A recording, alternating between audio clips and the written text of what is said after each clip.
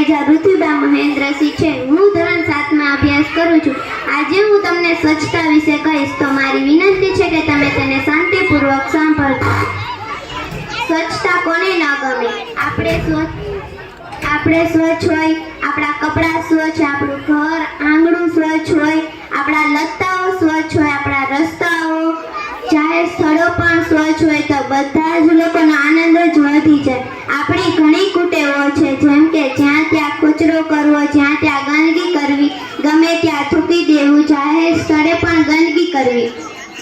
આપ ખુલ્લામાં કુદરતી હાજતે જાઓ, કચરા પેટી હોય પરંતુ કચરા પેટીમાં કચરો નાખવાની તસદી લેતા નથી।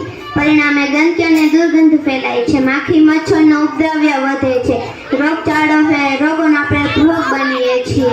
આપણે આપણી કુટેવો સુધારવી જોઈએ। આપણે આપણા શરીરની સફાઈ, ઘરની સફાઈ, શાળાની સફાઈ, જાહેર સ્થળની સફાઈની કાળજી રાખવી જોઈએ। અવારનવાર સફાઈ કાર્યક્રમો રાખવા જોઈએ, જેમાં આપણે પણ ભાગ લેવો જોઈએ।